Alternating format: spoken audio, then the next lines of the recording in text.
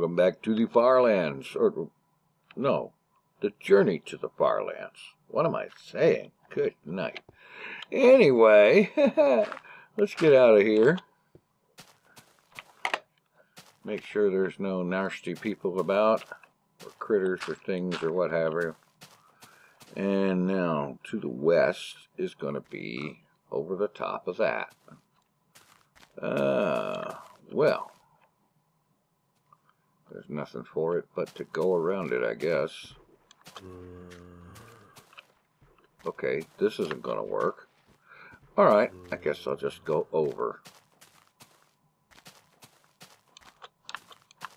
Yeah. Okay, well.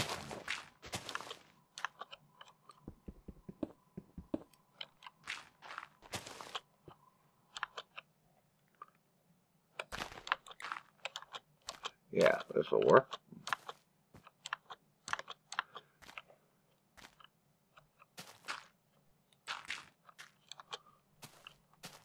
There we go. Anywho, we're moving onwards here. How about I gather some wool. Moving onwards, heading to the FarLands. And collecting some wool. I should probably cut some logs as well. Alright, that's 48. Let's get out an axe and cut a few logs. Yeah, good start to the day. Beefing up supplies a little bit here. And then I can take a minute and get rid of some junk that I'm carrying that I don't need.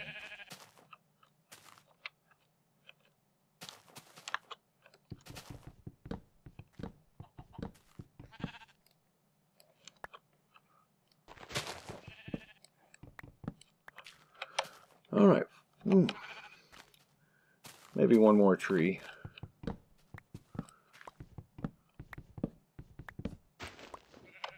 That ought to do it. All right. Moving onwards to the FarLands.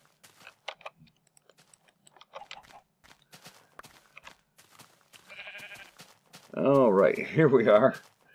This is the 149th episode on March 16th of 2018. And let's see. It is the 454th Minecraft day since leaving spawn.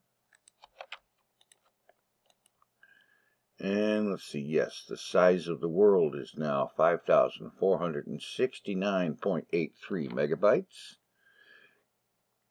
Continuing onwards.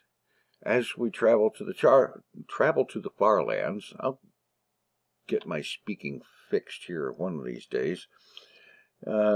Raising money for Child's Play charity along the way, with the current operational total at, let's see, 857.86 is what's showing on the Child's Play widget, and that brings us to a grand total of 14.5% of the way towards the goal. And that means that, hey, only 542 more $10 donations, and we will get to that goal and do ye old live stream of F3-ness at some point. That would be cool. Anyway, moving onwards. Yeah. Let's see. Oh, please. If they dropped beef, it would be cool. Yeah. And another country heard from.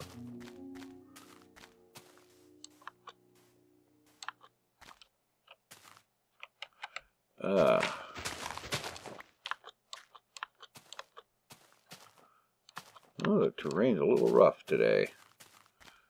Anyway.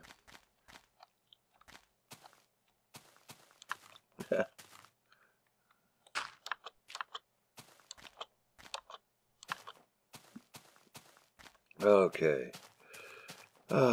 Moving onwards. Let's see. Been kind of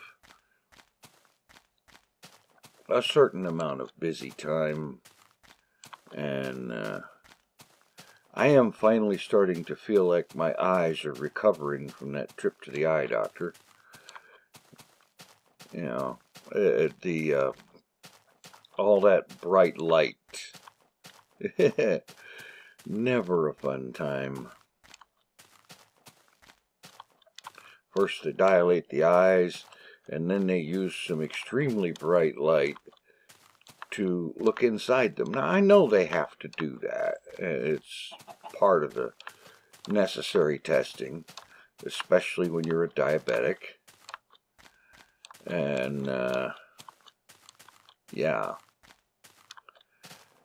But that doesn't make it any less actually painful. Really glad that's over with. Really glad that I don't have to see them again for another year. Or at least, yeah, that's right, another year. Anyway,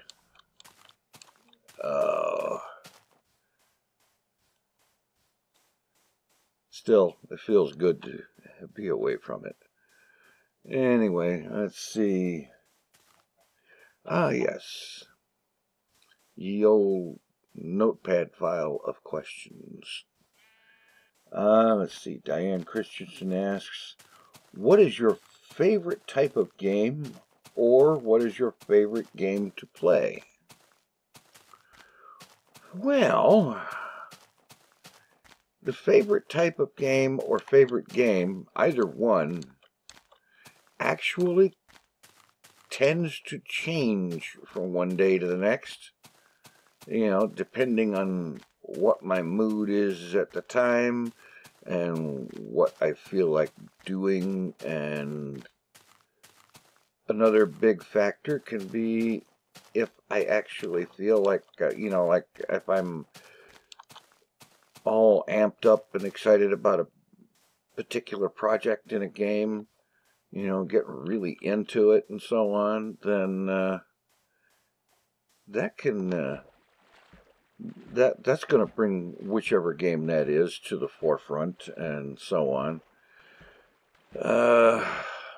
As for the favorite type of game, well, let's see. I don't know you could nail any one game style down, but I can tell you the things that I like. Games that I like are going to be open-ended. Not an actual set, carved in stone story that you have to do such and such in order to progress. And or that you have to progress even. You know, this is one of the things that makes Minecraft so good, is that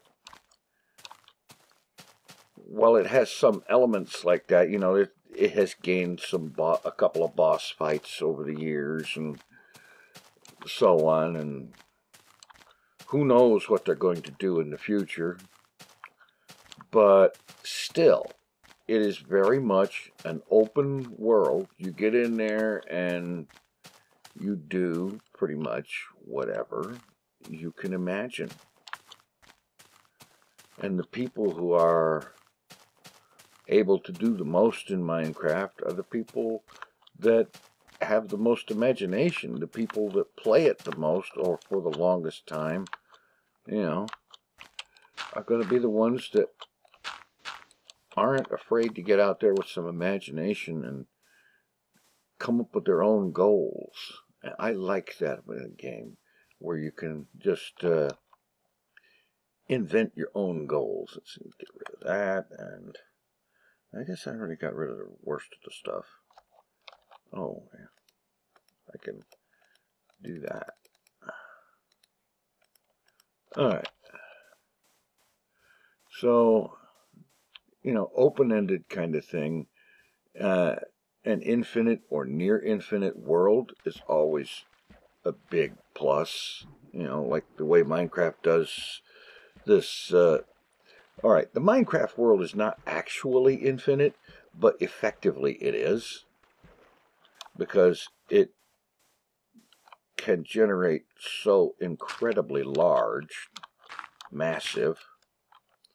There was somebody, I believe it was Ant Venom, I think, who did the math on the size of a Minecraft world.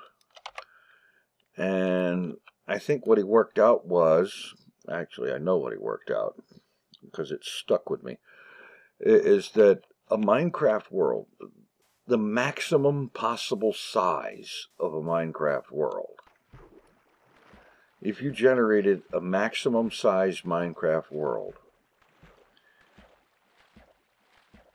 it would be larger than the planet Neptune.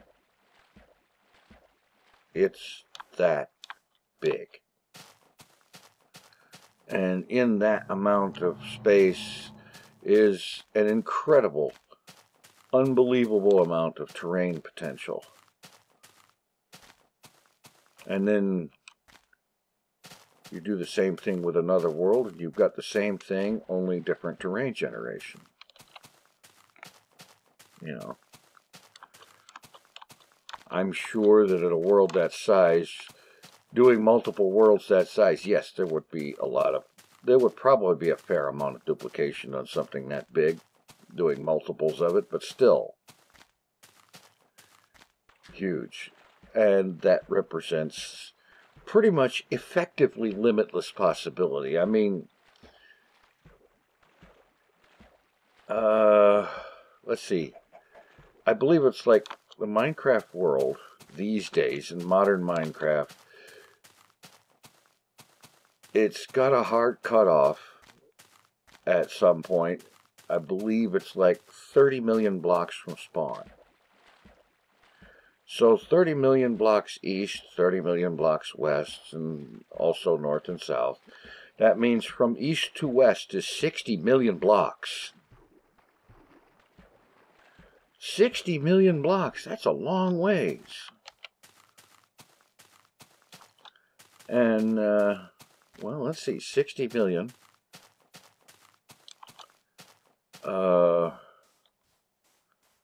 Let's see. Divide that by 1,000, and it'd be like something like 60,000 kilometers. That's huge. That is amazingly huge. 60,000 kilometers. That's amazing. That a game world could be that big. And this one is. Well, alright, maybe not this one, because the FarLands cut in at about 12,500,000 or so. And that presents its own problems, but still, that's a lot of world. That's room to do almost anything. Really, it is. So, open world and large map size, large, preferably infinite or effectively infinite map size is a big plus. Now, there are some things that don't have super large map sizes, at least not when you compare it to Minecraft, but are still pretty good. And okay, like for example, Skyrim. It's got an actual storyline and quests and quest lines and all of that, but it is still up to the player which you do and which way you go. And, you know, you say a lot of things about Bethesda and their game people and the whole on and so forth, and a lot of people have. And for the record, I'm not talking about Skyrim Special Edition, although technically it's in a lot of ways the same game, or anything like that. I'm talking about just plain good old-fashioned Skyrim with the DLC, the Hearthfires and Dragonborn, and oh, what's the name of that other one? I don't remember it right now. But yeah, all of that. You know, it's got a pretty good sized world. You walk around, you take the time and walk around the world of Skyrim, and it's a pretty good sized place. And there is an awful lot of stuff in it. There's hundreds of dungeons and hundreds of locations. Many hundreds of them. A lot of them have their own maps inside, because once you go into the location, you're effectively in another map. There is a lot to the thing, and you can make the story come out any which way you want, because you can play the quest lines if you want to, or not. You can completely ignore the main quest or any of the side quests and so on. You can play them or ignore them and make your character into anything you want them to be. I've seen people that have I've seen some videos and some playthroughs and posts about these kind of things on forums where people have just gone in and they just play it like they're living a life, and they avoid the main quest line, they avoid the whole dragon thing completely, and, you know, play it as like living a life and telling a story. And it's a story that they're making up as they go, that they're crafting as they go, the story. And basically, effectively, they're using the game to tell that story. And this kind of thing can be very, very awesome. And, you know, it unlocks and releases creative potential in the people who are playing. And anything that does that is really fantastic. You know, Kerbal Space Program is like that. You get the game engine, you get all the parts and the various game mechanics, that this works like this and that works like this and so on and so forth. Here's all the parts, go do something with them. There is no script that says you have to make this and that and the other and get to here by this and there by this other and so on. You do it any which way you want. Oh, excuse me. And it's one of the things that makes Kerbal Space Program awesome, is the fact that Squad did not put players in a tight little box and say, this is what you can do, this is what you have to do, and you don't go outside of the script. There are too many games like that they have all this incredible potential, and then they put it into a box. They put the player in a box and don't let them actually explore the unlimited potential or the vast potential that a lot of games have. And, you know, there's a lot of games that have a huge potential, but they put the players in a box and restrict what they're allowed to do, where they're allowed to go, and how they're allowed to do it in a lot of cases. And, you know, that's not so great. I prefer anything, any option that increases potential rather than to decrease it. Because having more options, more choices is always good. And it is always to be preferred. So, yeah. It just that kind of thing. And like, Stationeers has potential for this. I mean, it's a new game, and they're still in early alpha. They're not super far along. Although recently, in a recent patch, they have added the startup option that lets you start on Mars instead of a moon, and that's opening up more possibilities because it's a completely different kind of environment and has different limitations and other features. And yeah. Okay, I need a spot for a place to sleep. And this looks pretty good right up here. Yeah.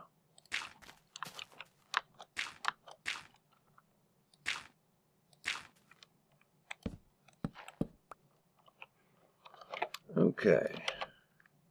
Pop this down here and get through the night.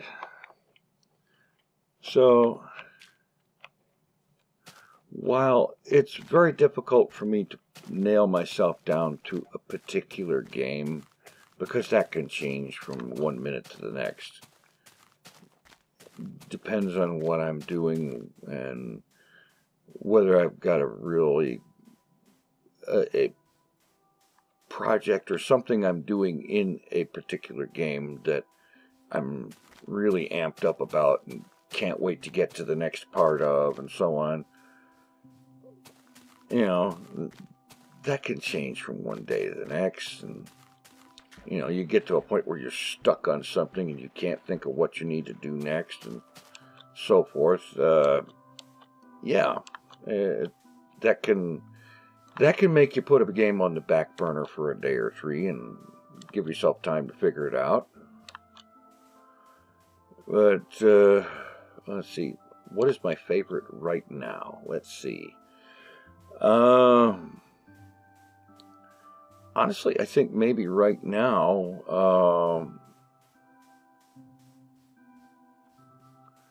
the favorite, for the moment at least, is probably going to be Elite Dangerous. Because this whole thing with Commander Harry Fenton, it's kind of a thing like the other thing I was talking about. It's Commander Harry Fenton is a story. The Adventures of Commander Harry Fenton is kind of a story that is going to evolve over time, and I have no idea where it's going. I really don't. I don't have not the first clue of where that story is going, but I'm having fun getting it there.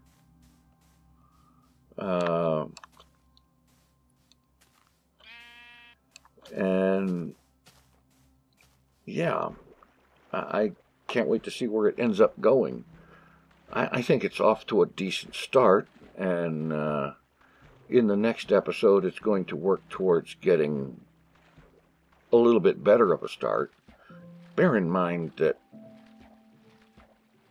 my that first episode was like roughly half an hour-ish or so, I think, and the recording session that episode came from was over an hour.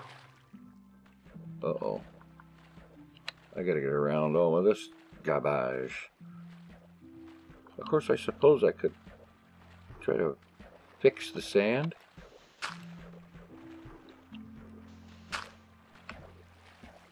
Oh, that's cool. Still doesn't get me up there, though.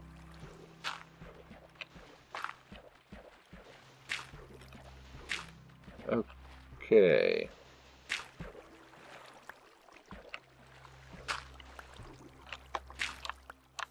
There. And you can have your sand. All right. So, yeah, I'm a little bit ahead of the game with Harry Fenton. And right now he's engaged in some stuff that is going to set him up for doing whatever it is he's going to end up doing. And so on. So, in a way, I think that probably is my favorite at the moment.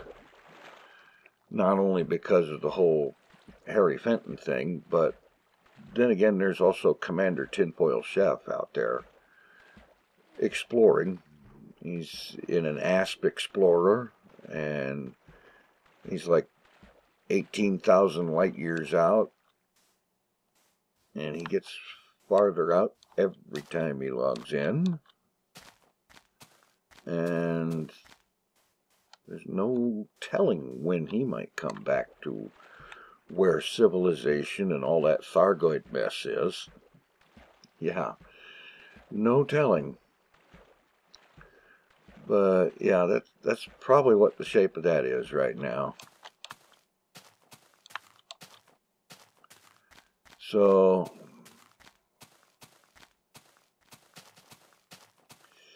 yeah. And of course now I'm in my thoughts, my head's all drifting around about, okay, maybe he needs to do this, maybe he needs to do that or the other and whatever, you know. I'm all of a sudden, you know, talking about it got me thinking about where I'm going to go with the next group of possibilities and so on. Not a clue. Still trying to figure that out, but seriously love the potential, because I gotta say, I think Elite Dangerous has the biggest game world of all. It's the one game that has a bigger world than Minecraft. Because while Minecraft can make a world larger than Neptune, Elite Dangerous makes a world so big that Neptune is an insignificant nothing. Because Elite Dangerous World is the Milky Way galaxy. All of it. All 400 billion stars. Yeah. And that, now talk about huge potential. Talk about a huge world to work out your story in. There's a lot of potential there. And sometimes I wonder if a lot of players realize just how big that potential is.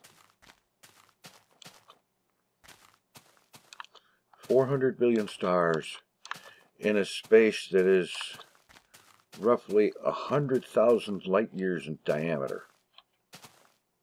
Not miles, not blocks, light years.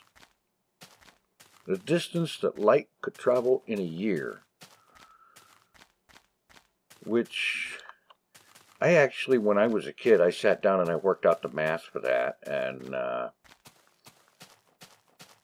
it came out to something in the neighborhood of a little over 6 trillion miles. If I did my math right. That's a long way. That is genuinely a long way. Whoa. Okay, that looks cool. Speaking of looking cool, I must mention something, lest I should forget. It was mentioned in the comments of last episode, and let me get a screenshot of this.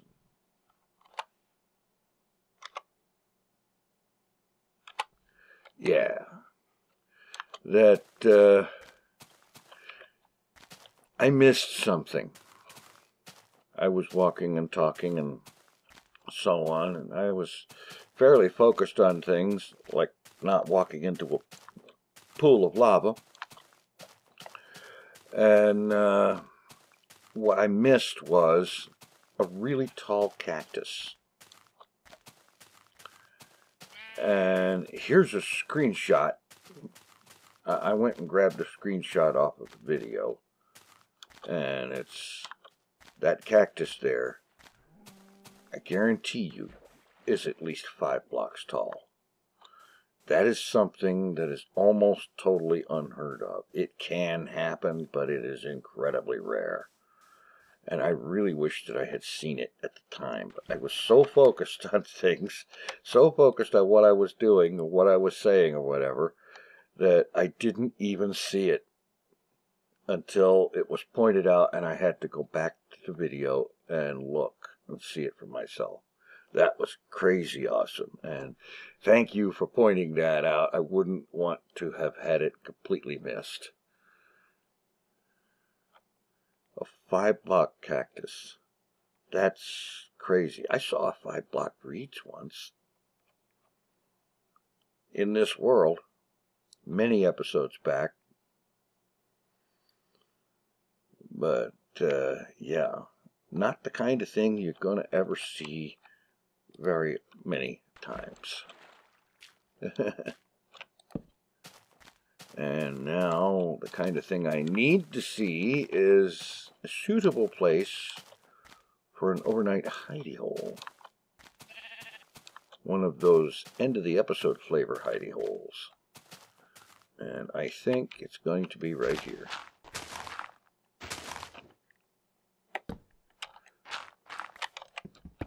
Yeah.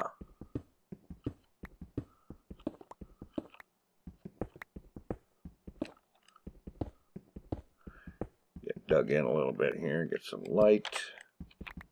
Because I know how dark this could look on YouTube when there isn't any light.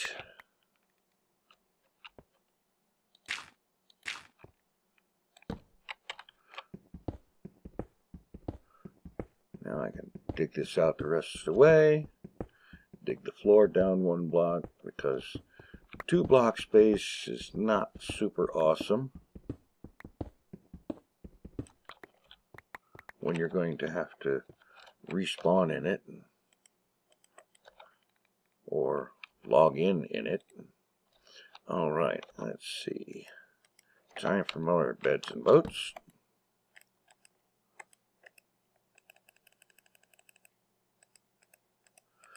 Okay.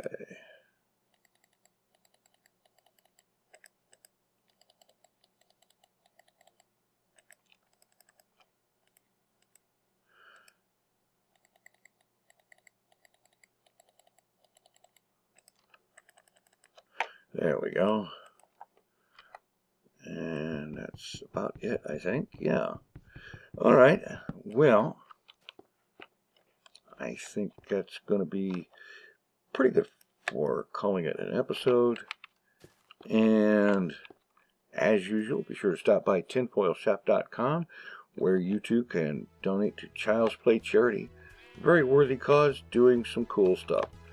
In the meantime, thanks for watching. Take it easy. I am out of here.